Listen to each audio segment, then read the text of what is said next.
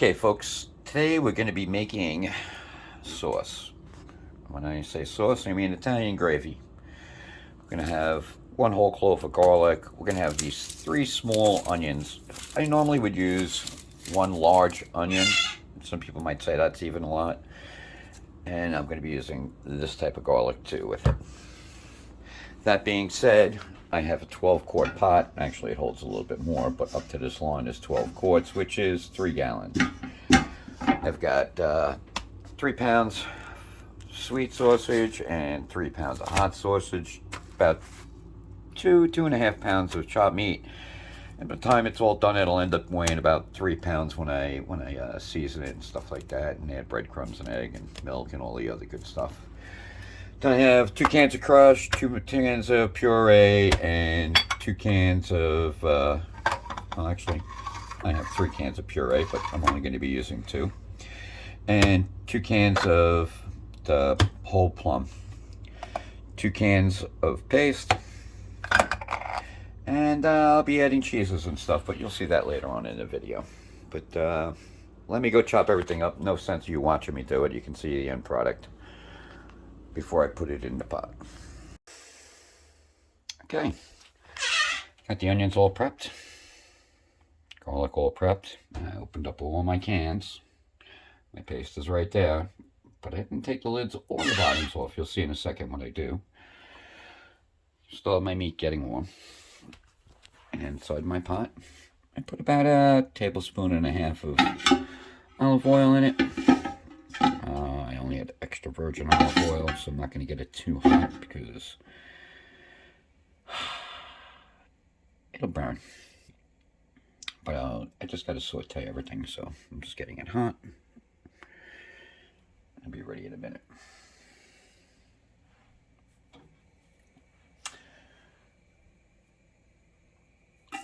Yep, there we go.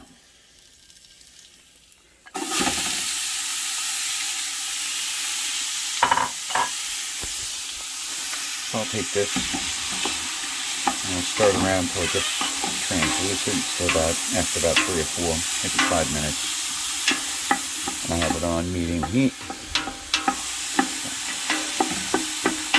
No need to watch me do this for the next 3-5 minutes. Then after that, I'm going to add my garlic and I'll turn it back on then. It's a lot easier than I thought. Let me get a spoon.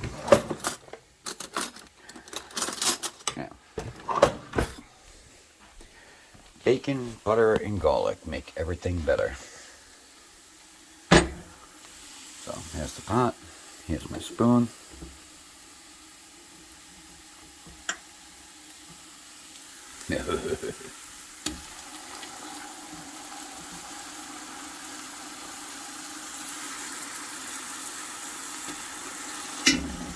I am generous. It smells great.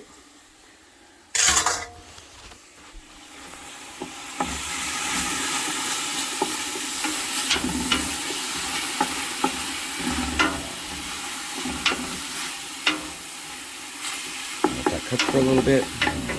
Get right back to you. Okay. Onions become translucent. Don't want to brown them. We're not making fried onions.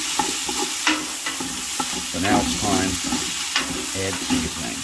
I'm going to add more later on as you go, but we're going to add some now. I'm going to add oregano.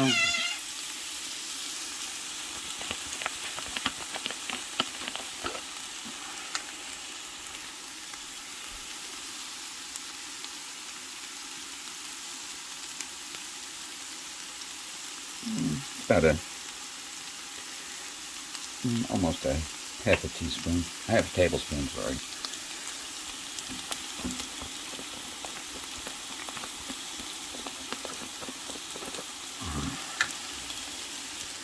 Basil, I'm not going to add as much. Basil's really strong. That should be good. Or else it just becomes too overpowering, and it's not the type of sauce we're making.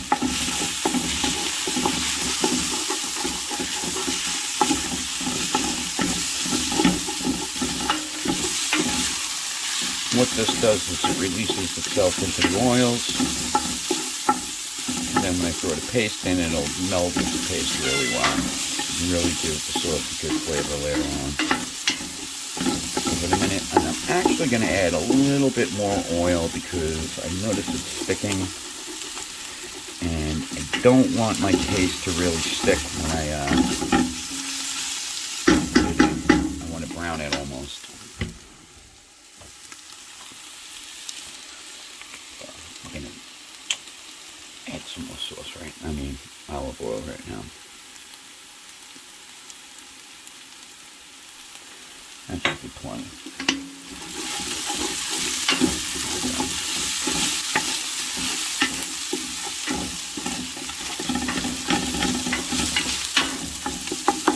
Now, I'm going to show you the trick about paste. Small cans of paste. Well, you open both ends. You don't take the lids off right away. I just did to show you. And then I'm going to show you the bottom. So what I'm going to do is I'm going to take my thumb, I'm going to push this through, and I'll have a nice clean can at the end.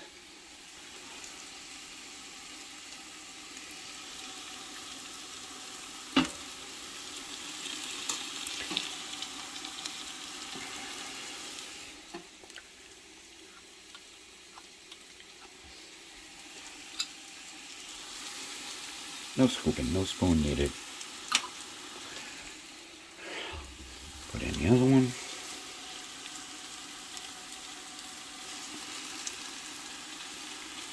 Okay.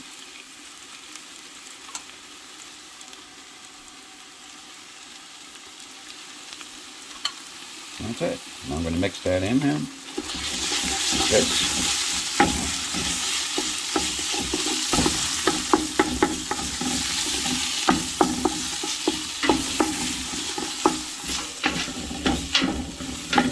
All the onion and garlic incorporated in this.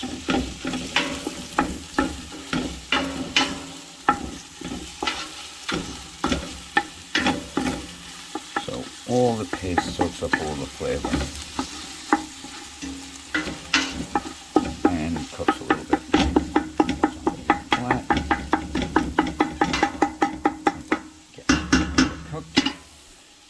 Now, before I opened up all these cans, and then what I did with the 2 cans of my plum tomatoes, I poured it into a bowl and I hand crushed them. I put on a pair of gloves and I hand crushed them, and then I poured them back in here so I don't have to do it while it's in the pot.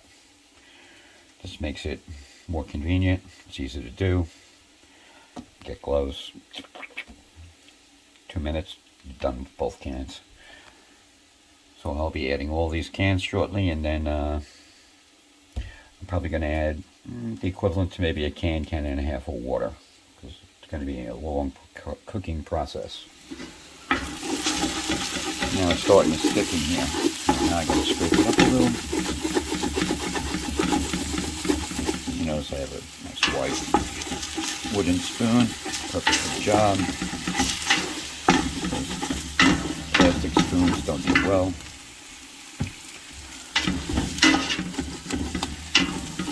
Soft from the heat.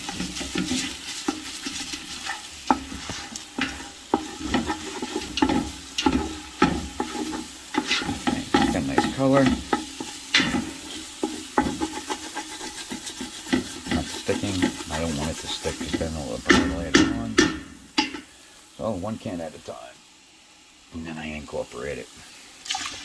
Can down low, but it's not to splatter it all over the place. Empty. Now, I'll line this up.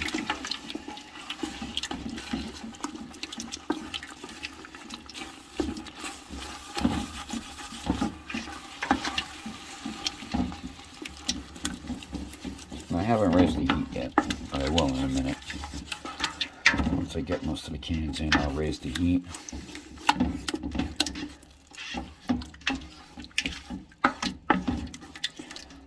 That's well incorporated. You don't want it to sit chunked and, you know, not mixed. The whole idea is to mix it well.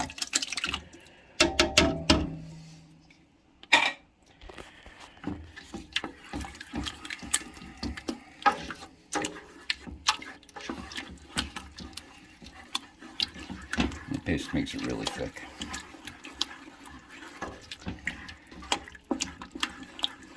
So I will not be adding the puree till last, and then I'll be adding water because it's still going to be really, really thick. And then it'll cook down and become thick again. 2 cans of paste does wonders. Accidentally turn it around, we'll edit that out. Okay, nobody needs to see me. They're here for the cooking. Okay. Crushed.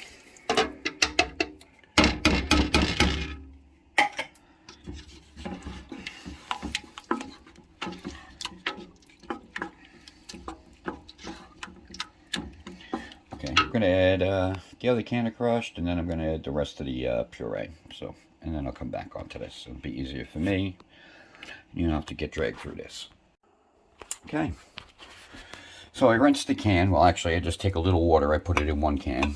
Swirl the can around. Pour it into the next. Pour it into the next. Pour it into the next. Pour it into the next. Then pour everything into the pot. As you can see, I'm still incorporating and making sure everything's well mixed.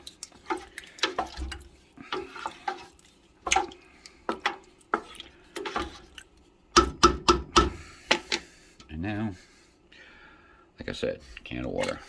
It's not dirty water, it's just the can that had the sauce in it.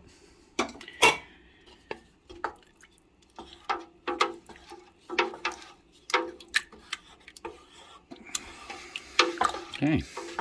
Well, that part's done, but I still have to add some bay leaf. Now, people say it doesn't use bay leaf. I like bay leaf. You don't want to use it, don't use it. But I say try it first. I'll show you how much I use. So, small one, medium, and a large one. It's not a lot, but it does add flavor. Use it in soups, stocks. Just mix it in there. And we're going to come back. We're going to add more stuff a little later. We're going to let this cook for a little bit. Put the lid on. Once it starts to bubble, lower the temperature. And then in the interim, I'm going to prep my sausages. And when I do that, I'll show you what I'm doing. All right. We'll be back. Okay, so I'm prepping a pan. Wrapped it in aluminum foil. It's a pretty big pan. And I don't have any spray. Normally I'd just spray it with canola oil or whatever kind of vegetable oil I can get in the spray. But I got vegetable oil here. I poured just a little drop here. I'm just going to take it and rub it around.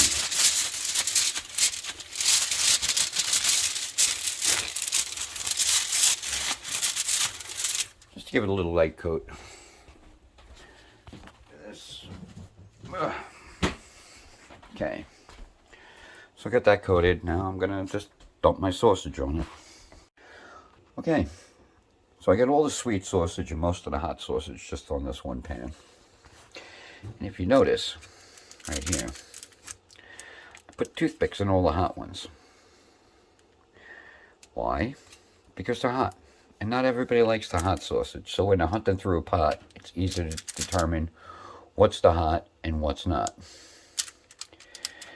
And it makes life easy for everybody. Just got to remember to pull it out when you put it in, before you put it on the plate. Well, when you put it on the plate, just pull it out. But they never fall out when you're cooking. Never. I've never had an issue. So I'm going to throw these in the oven. Have it set for like 425, and I'm going to cook these for like 25-30 minutes. Hopefully they'll get a little bit brown, and then I'm going to transfer them into the sauce. But the idea of cooking them first is to get a lot of the fat out. That way the sauce doesn't end up being a large cover of oil, because it's pork sausage. Pork sausage is oily, and the oil's got to come out. As you can see, it's really starting to steam now. So once I start getting good bubbles, I'll lower it down so it simmers more. And then when the meat's cooked, I transfer it into there. I'm going to make meatballs while this is cooking. So let me throw it in. It's at 350. That's good. So I can throw it in. It'll get up to another 75 degrees. We'll see how it goes in about 25 minutes after I put it in. So right now I'm sauteing up onions and garlic. I'm going to add that to my meatball mix, which I already have seasoned breadcrumbs with a little extra oregano added to it. I like the flavor better that way. I'm going to add a pinch of salt and pepper into that too. So let's do that now. I'm waiting. Salt and pepper. And that should be plenty. Add this, I'll add 2 eggs, I'll add actually a little milk. I might even use 3 eggs in this. I'll see how it feels. And I'll add more breadcrumbs as needed.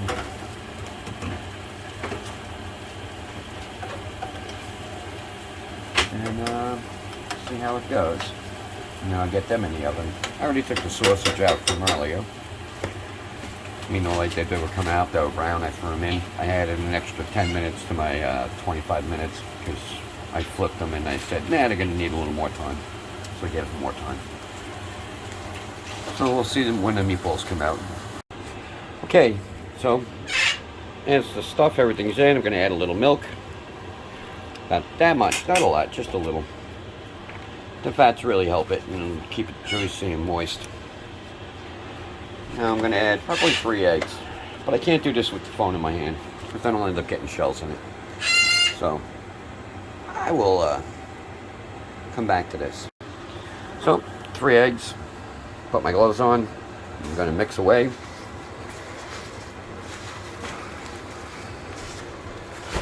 And if you notice, I mixed up most of this before I put the eggs in. Because when you mix with the eggs in, you overmix and you got to add as you go. Meatballs become really hard. This will make softer meatballs. So I'm going to put down the phone so I can dig in with both hands and do what I need to do. So there's one other thing I like to add to the sauce because my wife likes it that way. So I have to appease her or she gets mad at me and she can tell.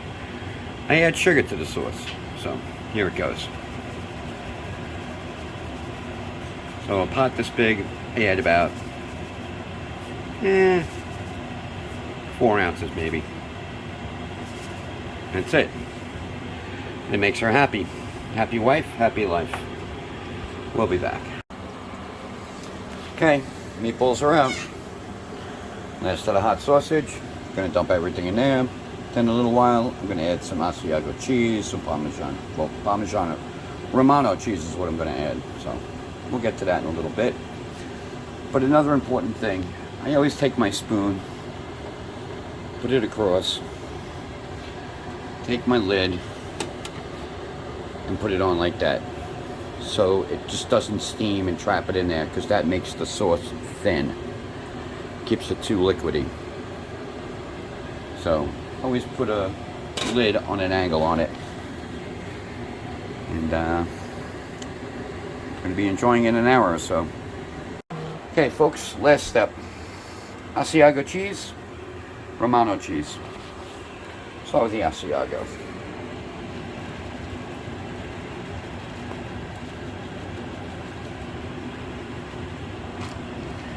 About a half a container.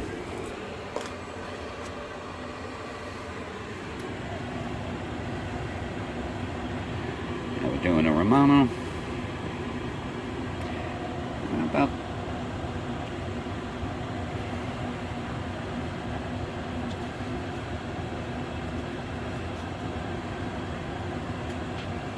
About that much. You can put it as much as you like. I don't care. It's your sauce, but this is how I like it.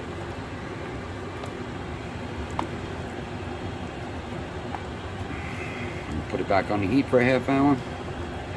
Let that melt in. Stir it a few more times. And the sauce will be fantastic.